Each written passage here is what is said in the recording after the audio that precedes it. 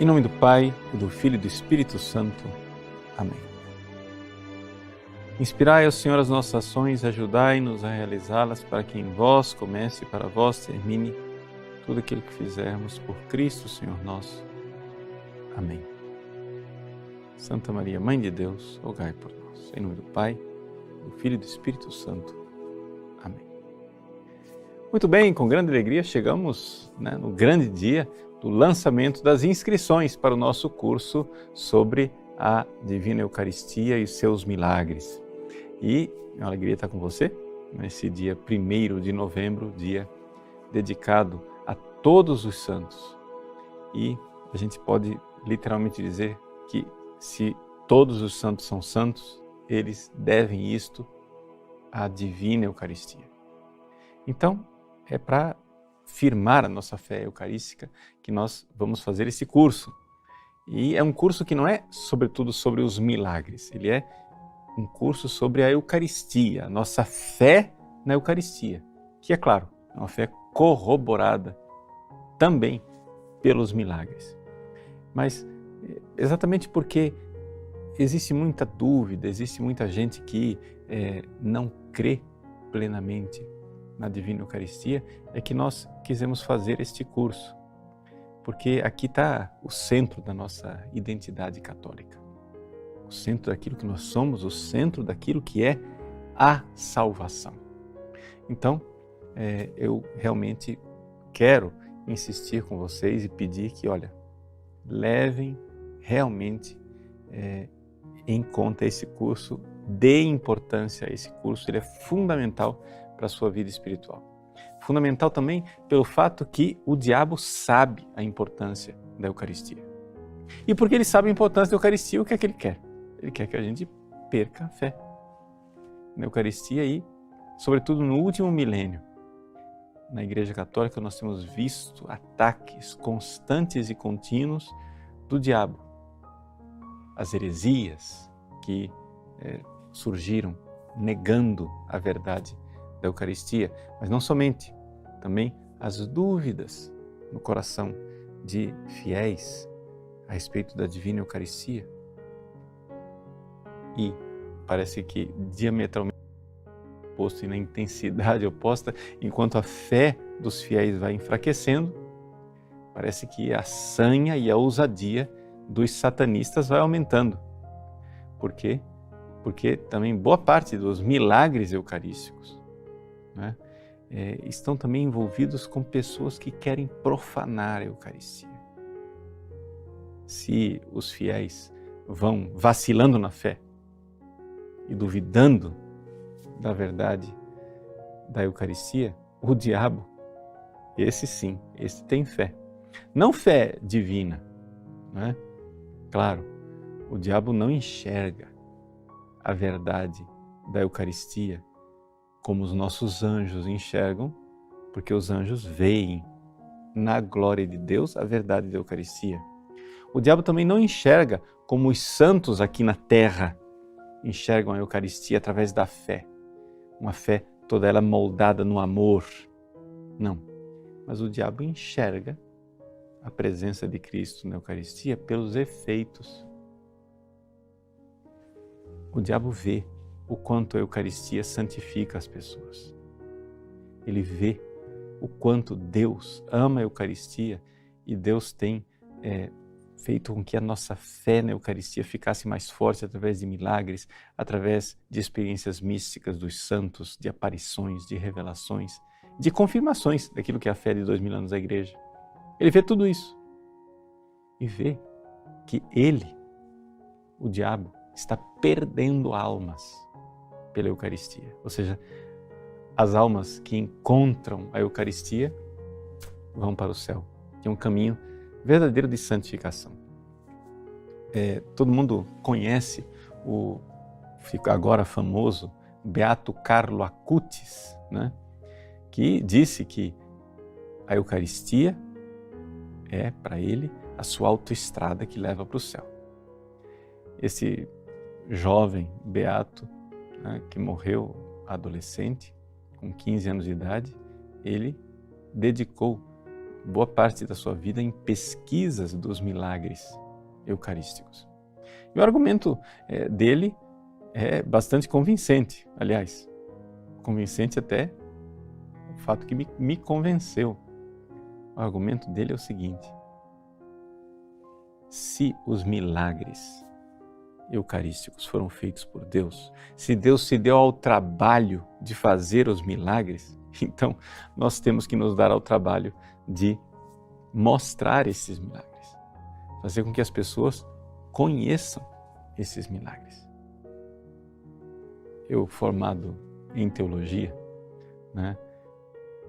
sempre olhei um pouco para os milagres eucarísticos como sendo uma espécie de adereço, uma coisa que não precisava. É porque, ao final das contas, nós, católicos, sabemos que a nossa fé na Eucaristia não está baseada nos milagres. Ela está baseada no Deus revelante. Se Deus me diz, isto é meu corpo, eu não preciso de provas. Eu simplesmente creio, porque Ele está me dizendo. Se Deus me diz, tomai e comei, eu não preciso de provas, só preciso obedecê-lo. Agora, isso tudo é verdade. É verdade que a nossa fé eucarística, a nossa fé católica não precisa de milagres. E por causa disso, eu, teólogo, fui e deduzi, mas a dedução está errada. Eu deduzi, bom, se a nossa fé não precisa de milagres, então deixa para lá os milagres, né? Não precisa falar de milagre. Vamos falar da Eucaristia somente. Mas o beato Carlo Acutis, com esse argumento, me convenceu. Ou seja, quem sou eu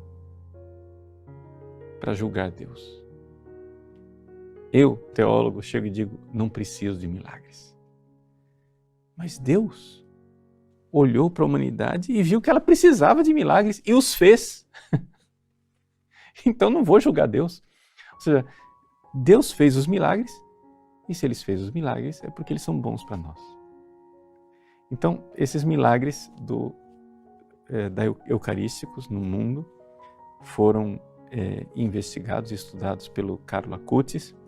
Vocês encontram na internet, nossa equipe está colocando aí para você o link, onde o site, na internet está toda uma apresentação do Carlo Acutis sobre os milagres eucarísticos. Eu queria que essa apresentação ela fosse colocada nas paróquias, para que as pessoas pudessem, nos grandes painéis, ver. Então, está aí o site. Mas se você gostaria de ter uma cópia física dessa realidade, existem 2 publicações na Itália que foram feitas com esta apresentação do Carlo Acutis.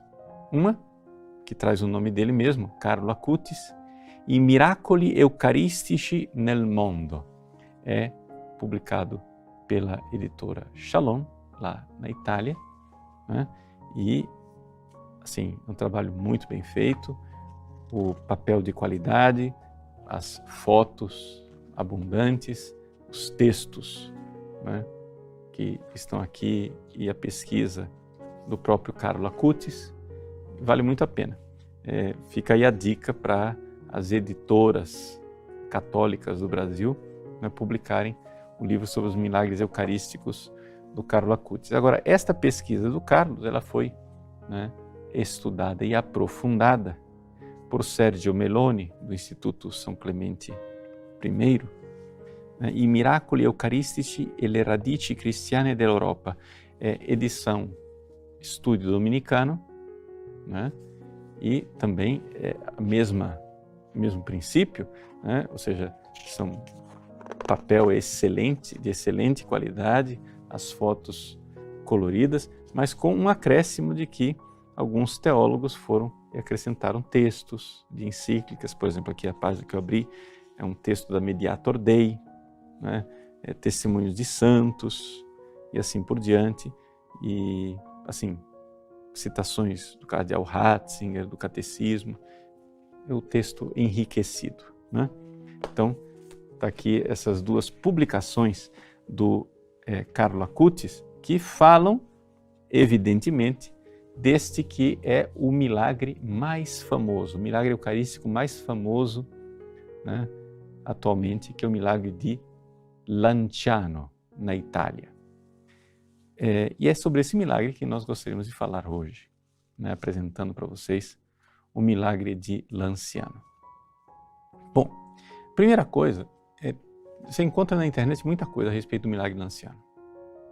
Mas eu gostaria de basear este programa em fontes primárias, ou seja, não em conversa de internet.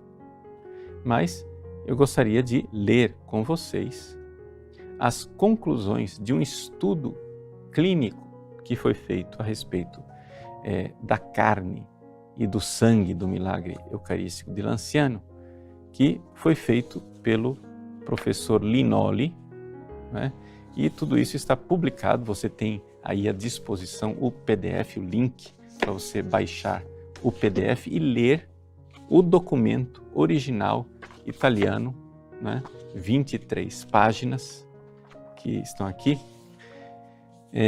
que foi publicado nos Quaderni Sclavo di Diagnostica Clínica e de Laboratório, né? É o caderno esclavo, né, de diagnóstico clínico e de laboratório, o volume 7 de setembro de 1971, fascículo 3º. O estudo, propriamente dito, está nas páginas 661 e 674. No meio tem, não correspondente às páginas, uma série de fotografias que aqui, claro, como nós temos aqui uma fotocópia do original, a qualidade das fotos é lastimável. Quem quiser ver as fotos verdadeiramente, né, procurem na internet ou nesses livros do Carlo Acutis. Então, do que é que se trata? O que é essa história do milagre de Lanciano? Vamos ler o próprio relatório, né, do professor Linoli, e neste estudo que ele fez em 1971, né, com um método científico. Ele mesmo se põe a descrever, né, que uma antiga tradição cristã nos diz que no início do século VII, um sacerdote da ordem basiliana, enquanto celebrava a Santa Missa na igreja dos santos Legonciano e Damiano, né, perto de Lanciano, província de Chieti, duvidou da verdade que se celebra no rito sagrado da missa, ou seja, a verdade que nós católicos cremos é que o padre, quando ele pega o pão, pronuncia a palavra "isto é meu corpo", e pega o cálice com vinho e diz "este é o cálice do meu sangue", e o resto das palavras da consagração do vinho, nós cremos que ali acontece o mistério da transubstanciação. Nós vamos ver no nosso curso o que é esse mistério da transubstanciação. Dizendo em palavras bem breves, no curso nós vamos ver com mais detalhes isso daí, o fato de que a espécie, essa é a palavra técnica, ou seja, a aparência externa, os acidentes externos de pão continuam lá, mas que a substância de pão não está mais lá. É a substância do corpo de Cristo. É o corpo vivo de Cristo, né? E, portanto, também o seu sangue, a sua alma e a sua divindade. E que na aparência de vinho, ou seja, todos os aspectos cientificamente constatáveis de vinho ali, está a substância, que não é mais a substância, filosoficamente falando, de vinho, mas é do sangue preciosíssimo do nosso Senhor Jesus Cristo, que é o sangue daquele que está vivo, portanto, também o seu corpo, a sua alma e a sua divindade. Essa é a nossa fé. Então a gente crê que ali está vivo nosso Senhor Jesus Cristo. verdadeiro homem, verdadeiro Deus, presente em forma substancial no sacramento. Essas palavras aqui são meio difíceis, mas é por isso que eu estou convidando você para fazer o curso, porque a gente precisa entender verdadeiramente o que é que nós cremos quando nós cremos nesse mistério da transubstanciação. Mas o professor Linoli, né, então diz aqui que o sacerdote duvidou da transubstanciação, né? E então ele viu, para sua imensa alegria e também para o povo presente, a transformação da hóstia em carne e do vinho em sangue. Tá? Tudo isso tem dados históricos que mostram como é que lá do século VII até hoje, esta memória desses acontecimentos, né, estão lá documentadas. E então, o professor Linoli parte para a descrição do que é que a gente encontra lá em Lanciano. Tá? Então, até aqui é a parte histórica, né? Um padre basiliano celebrou missa, duvidou, pá, milagre. Milagre porque, de repente, a aparência de pão se transformou em aparência de carne. E a aparência de vinho se transformou em aparência de sangue. Essa carne e esse sangue foram guardadas durante séculos, né? Agora 13 séculos, e o professor Linoli então descreve o que é que ele encontrou lá como cientista, a primeira coisa antes de fazer um exame, né? Antes de fazer o estudo, ele descreve o que é que está lá. Então você vê fotos na internet sobre o milagre de Lanciano, etc, etc. Mas vamos lá ver como é que o cientista descreve o que está lá. Ele diz assim: é uma lâmina de tecido, ou seja, tecido humano, aqui no caso, né? Ou seja, é uma lâmina de carne humana que parece que afinou e que está lacerada na parte central por da retração do tecido na direção da periferia, onde, nessa periferia, ele parece engrossado por pregas circulares. Enfim, então o que é que você vê quando você vê lá a hóstia de Lanciano, né? O que é a hóstia? Né? É aquele pão redondo e ele tem a espessura, né? A mesma espessura do centro é da periferia, mas na hóstia de Lanciano, a carne, né? Ela se retraiu para a periferia, então ela engrossou na periferia e dentro ficou lacerado, ficou buraco. Ou seja, a carne repuxou para a periferia. Então ela ficou pregueada, né, voltada para a periferia. Essa superfície é lisa e se vê claramente que ela nunca foi, não houve ali nenhuma intervenção de rachadura, de corte, de nada. A única coisa que se nota de diferente na carne que está lá é que ela tem pequenos furos na parte externa, provavelmente devido à passagem de alguma agulha. No passado, alguém foi lá e passou uma agulha no tecido da carne. Agora, só para esclarecer, porque na internet se diz muita coisa, não, a carne que está lá tem todos os aspectos, é idêntica à carne que acabou de ser tirada de um corpo. Isso é um exagero. A igreja, ela ama a verdade real, científica. aquilo que o cientista aqui constata é o seguinte, que este tecido, esta carne, está uniformemente duro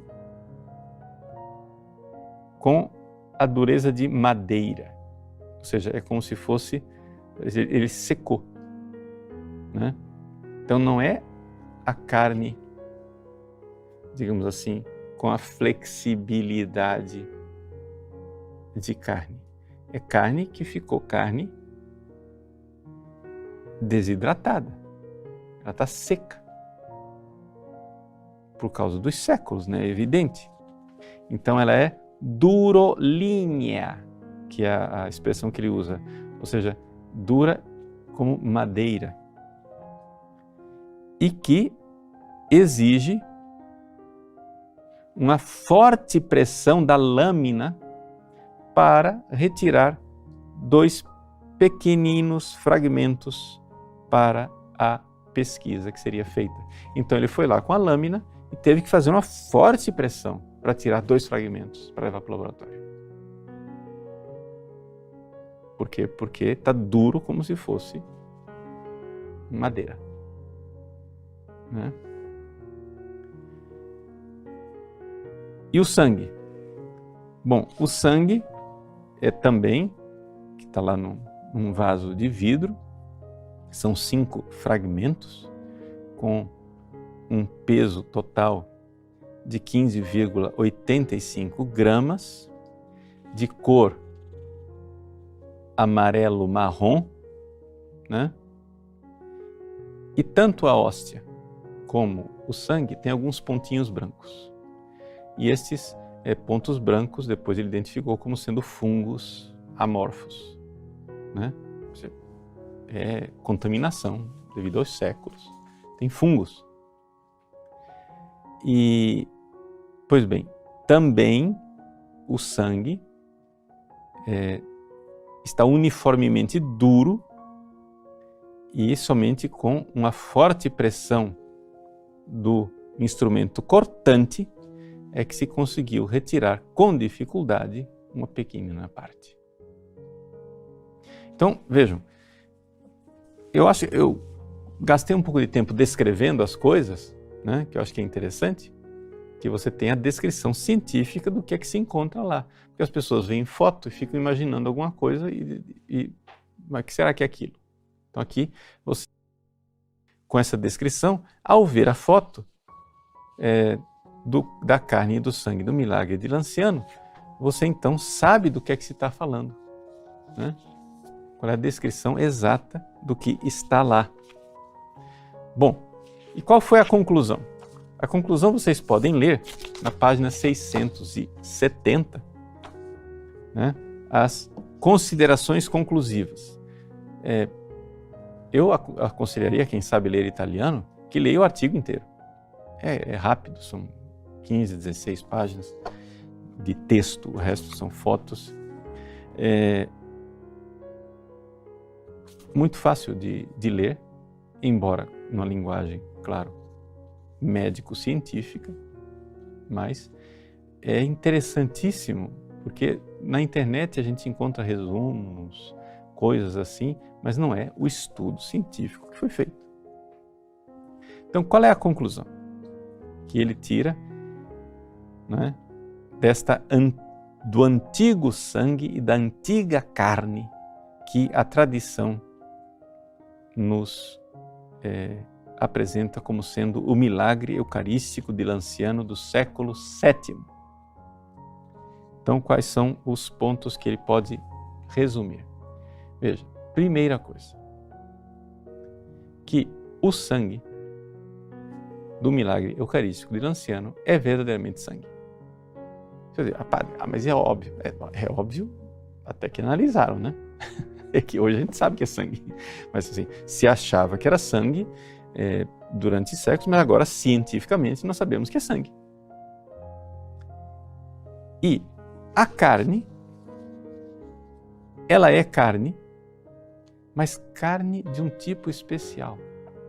Ou seja, é claramente carne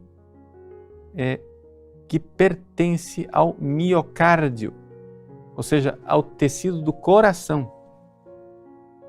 Por quê? Por causa do formato, né, das fibras e das células, como está disposto no miocárdio, né? Assim, é uma coisa única no corpo humano, então claramente aquilo lá é carne, mas não é carne de qualquer parte do corpo.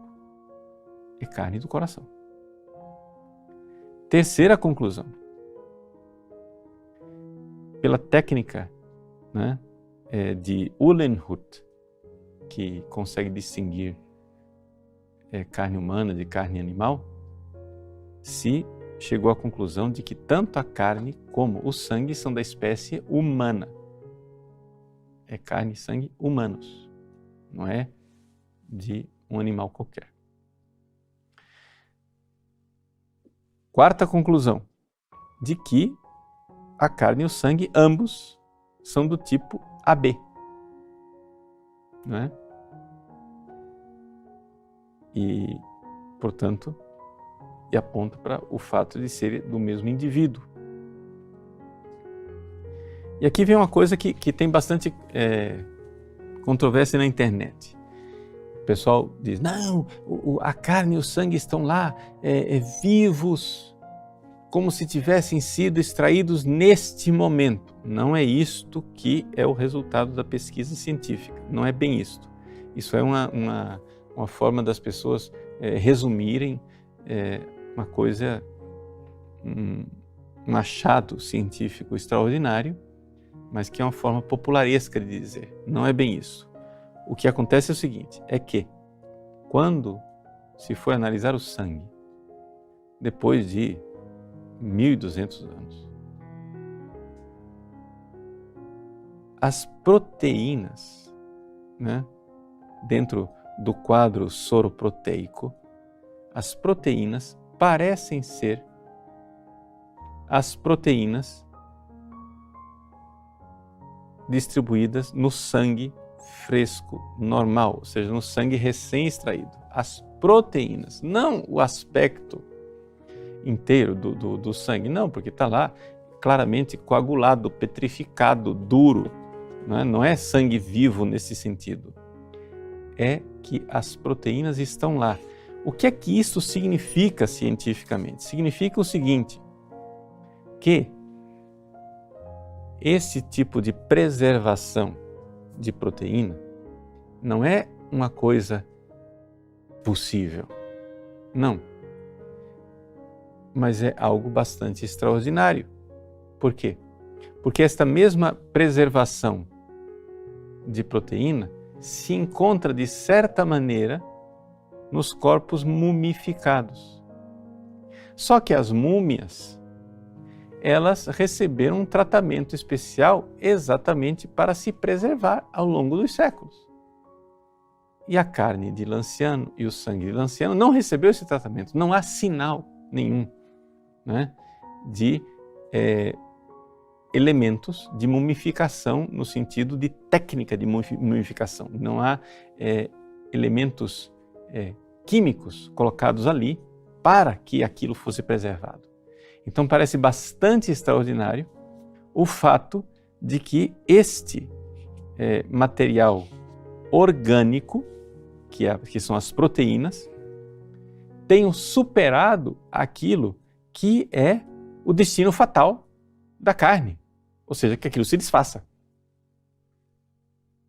1.300 anos depois, 1.200 anos depois, deveria ter se desfeito, já que não houve um processo técnico de mumificação. Então, esses são os resultados científicos, vocês podem ler no relatório, né, do professor Linoli, e é isso que se pode afirmar a respeito, cientificamente, da carne e do sangue de Lanciano. Qual é o resultado, qual é a conclusão da coisa? Existem alguns pontos assim que deixam bastante boquiabertos. Primeiro, a própria realidade da extração da lâmina do miocárdio. Veja só, ele diz assim na página 671, ele diz que se essa lâmina tivesse sido tirada de um cadáver, do coração de um cadáver, aqui deve-se admitir que somente uma mão muito especializada em dissecação anatômica teria podido, e não sem seríssima dificuldade, obter uma fatia uniforme, contínua e tangencial da superfície de uma víscera, como é o coração, de um órgão, como é o coração, que é cavo, ou seja, que tem um buraco dentro, ou seja, como é que você... Não é um órgão contínuo, né? Não é como se você pegasse assim o fígado e você tira uma lâmina do fígado, zoom, e pronto. Não, para você tirar uma lâmina do coração do jeito que está lá no milagre de Lanciano, você precisaria, com muitíssima habilidade, tangencialmente, ou seja, na casquinha, né, do coração, tangencialmente, tirar aquela lâmina de forma habilidosíssima. Ou seja, aquilo foi feito de uma forma difícil de explicar. Como é que alguém, no 7º século, fez uma lâmina tão sutil, tão bem cortada, tangencial dos músculos do miocárdio?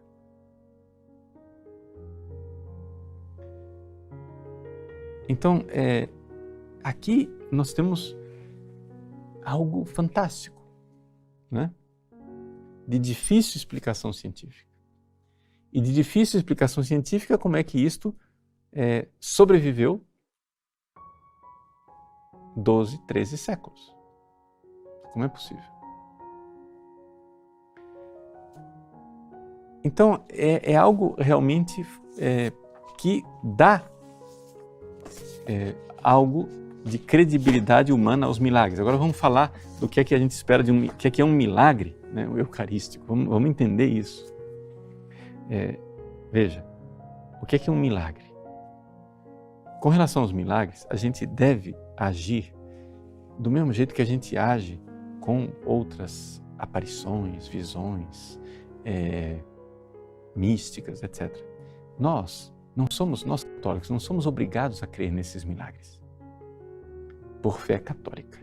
Eu sou obrigado a crer que Jesus está presente na Eucaristia. Eu, padre, quando eu celebro missa, eu sou obrigado a crer que Jesus está presente lá, naquela aparência de pão, naquela aparência de vinho, quando eu celebro missa. Mas eu não sou obrigado a crer por fé católica que o milagre de Lanciano aconteceu. Acontece que eu sou obrigado a crer no milagre de Lanciano por outra coisa, não por fé católica, mas por sinais humanos e racionais, que é isso que nós estamos fazendo aqui, ó. Está aqui, o estudo científico. Esse estudo científico, ele é convincente para dizer que existe algo de extraordinário em Lanciano. Existe algo de bastante incomum, é o mínimo que a gente poderia dizer. Raríssimo, muito incomum em Lanciano. É que me parece sumamente estranho que no século VII alguém conseguisse tirar uma fatia tão sutil do miocárdio com esta técnica, né, extraordinária, e que esta carne e este sangue permanecessem sem nenhuma técnica de mumificação durante 12, agora 13 séculos. Isso é extraordinário. Então, estas evidências racionais me levam a dizer, bom, o Deus que Todo-Poderoso pode realizar o mistério da transubstanciação todos os dias nas minhas mãos, quando eu celebro missa, pode Ele, Deus, fazer para corroborar a fé dos fiéis. Ele pode fazer o milagre do anciano.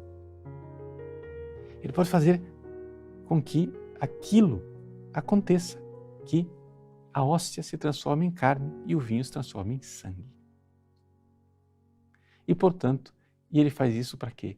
Ele faz isso para que aqueles que têm a fé vacilante creiam. Nós não precisaríamos desse milagre.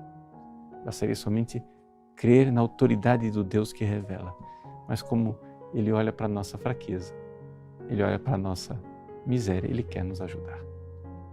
Ele quer nos dar esses milagres para corroborar a nossa fé. Então, essa é a grandeza do milagre eucarístico de Lanciano. Depois, preparando esse curso, né, eu devo dizer para vocês que esse curso me ajudou muito.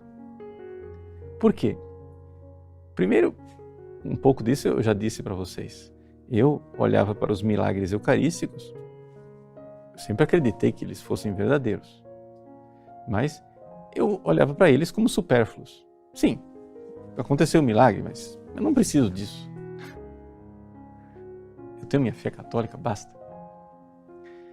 Mas ao estudar, né, o testemunho deste jovem beato, Carlo Acutis, me levou a entender que havia uma soberba de teólogo no meu não precisa. Como não precisa? Quem sou eu para dizer para Deus o que precisa e o que não precisa? Né? Deus, na sua bondade, nos deu estes milagres.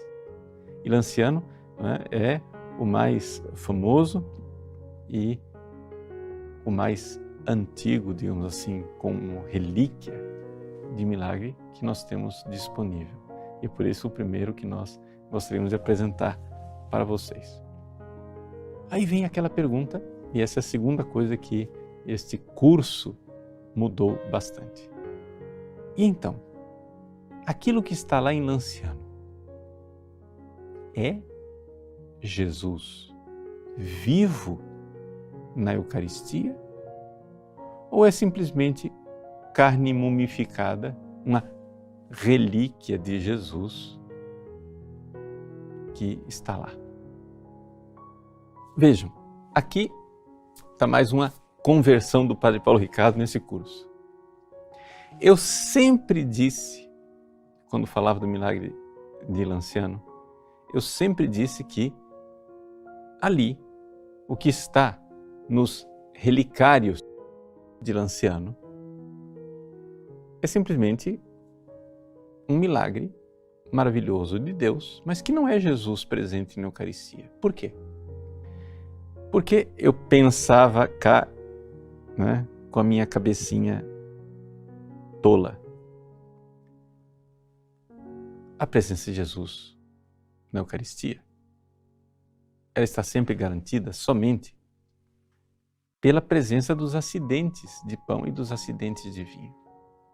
Ou seja, o que é que acontece quando, vamos supor, a gente vai levar a comunhão para um doente e o doente não pode engolir a hóstia e pronto, põe a hóstia para fora, o que é que o padre faz com aquela hóstia? Né? Que não pode mais ser ingerida por ninguém. Nós somos formados para pegar aquela hóstia e deixá-la dissolvendo num vaso com água, até que, uma vez desfeita a aparência de pão, já não tem mais a presença eucarística do nosso Senhor Jesus Cristo. Não é isso? Ou seja, a presença de Cristo permanece enquanto estão lá os acidentes. A mesma coisa acontece quando você comunga. Né? Você comunga e recebe Jesus vivo e verdadeiro na Eucaristia. Mas aquilo não fica uma presença indeterminada. Aquela presença está lá enquanto está presente o acidente de pão, ou seja, enquanto o seu corpo não digere aquela aparência de pão. Não é isso? Bom, o fato, porém, é que isso é quando nós, seres humanos, fazemos isso. Então, desapareceu a espécie de pão, desapareceu a presença de Cristo. Eu, com a minha cabecinha, pensei, bom, se desapareceu a espécie de pão, desapareceu a presença de Cristo, então, tchau, pronto, acabou. O que está lá em Lanciano não é Jesus Eucarístico. É uma relíquia de Cristo, milagrosa, mas não é Jesus Eucarístico. E assim eu pensava, e assim eu ensinava, até que eu me pus a estudar esse curso. E então, estudando esse curso, me deparei com aquele destruidor de argumentos tolos. Chama-se Santo Tomás de Aquino. E Santo Tomás de Aquino tinha, não sei se ele conhecia o milagre de Lanciano, mas ele certamente conhecia o milagre de Bolsena e Orvieto, para o qual ele compôs os hinos da festa de Corpus Christi. E ele trata desse assunto numa das suas questões na Suma Teológica. E ele diz assim, veja, Deus faz muitas vezes o milagre de transformar a aparência de pão em aparência de carne, a aparência de vinho em aparência de sangue, para atestar a presença de Cristo vivo na Eucaristia. Ora, não faz sentido nenhum, diz o doutor Tomás de Aquino, que Deus faça isso para testar uma presença e nesse ato tire a própria presença. Se o milagre era para testar a presença, então quer dizer que a presença continua lá.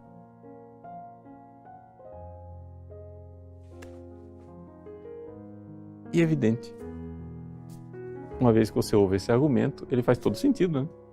Ou seja, Deus faz um milagre para dizer que Jesus está presente lá. Então você via pão, agora você vê carne. Mas para crer no quê? Numa presença que você não vê. O que é que você não vê? Quando você olha para a hóstia lá no ostensório, na sua paróquia, aquela espécie de pão, você vê pão, mas você crê que está lá Cristo vivo. Em Lanciano, o que é que você vê? Você vê carne. E carne claramente morta. Petrificada, inclusive, se você quiser usar esse termo. Aquela aparência de carne, porém, tem dentro uma presença de Santo Tomás de Aquino. Que é a presença para a qual aconteceu aquele milagre. A presença de Cristo, vivo, ressuscitado. O que mudou foi a aparência externa. A aparência externa de pão virou a aparência externa de carne. Mas a substância, no sentido de transubstanciação, continua lá. Ou seja, o corpo de Cristo, vivo e verdadeiro. Esse é o argumento de Santo Tomás de Aquino e fica difícil de enfrentar Santo Tomás de Aquino porque os seus argumentos são bastante convincentes e contundentes. Então, mais uma vez, o Padre Paulo Ricardo, tomou uma lição de Santo Tomás de Aquino. Então, eu peço perdão aí às pessoas que ouviram outras palestras minhas sobre Lanciano, em que eu, assim, insistentemente dizia, não é Cristo vivo, porque não pode ser, aquilo é um pedaço de carne morta. Né? Ou seja, claro, é uma aparência de carne morta que esconde a presença de Cristo vivo. Esse parece um argumento teológico muito mais sensato, muito mais robusto do que o meu tolo argumento de que, desaparecida a espécie de pão, desaparece a presença de Cristo. Sim, quando sou eu quem causo o desaparecimento da espécie de pão, desaparece a presença de Cristo. Mas quando é Deus quem causa o desaparecimento da espécie de pão, eu devo perguntar, por que é que ele quis fazer desaparecer? Bom, ele quis fazer desaparecer a espécie de pão para atestar a presença do Cristo vivo. Então seria muito estranho que ele fizesse isso para testar uma presença que naquele mesmo ato ele faz com que desapareça. Então, minha culpa, minha máxima culpa, né? Eu peço perdão e inclusive devo um ato de reparação. Se um dia eu voltar a Lanciano, eu irei fazer, né, uma piedosa genuflexão diante do milagre de Lanciano. Porque quando lá estive, eu não fiz genuflexão. Porque era uma convicção minha de que aquilo era somente uma relíquia, né? Inclusive até censurei o padre americano que estava comigo, que me acompanhou, o padre Tom, meu amigo de bancos da Gregoriana, porque ele chegou lá e fez genuflexão. Eu disse, não faça genuflexão. Ele disse, mas como não? É porque aqui é a carne de Cristo, mas não é o Cristo vivo. Bom, São Tomás de Aquino está aí para corrigir as nossas ideias. E são sempre argumentos teológicos, é evidente. Você não é obrigado, né, a crer nestes milagres, mas seria muita soberba não crer neles quando há tanta evidência, tanta prova e tanto sinal da bondade de Deus. Então, fica aí o convite para você participar do nosso curso da Divina e Santíssima Eucaristia e dos seus milagres. O curso vai ser muito mais sobre a Eucaristia, mas exatamente apontando para o grande mistério e a verdade da Eucaristia, os milagres nos ajudam a crer naquela fé que é a fé católica, a fé verdadeira, a fé de sempre, a fé dos apóstolos, a fé de que Jesus, tendo amado os seus, amou-os até o fim. E então, ele tomou o pão, ele tomou o vinho e quis estar conosco até o fim dos tempos.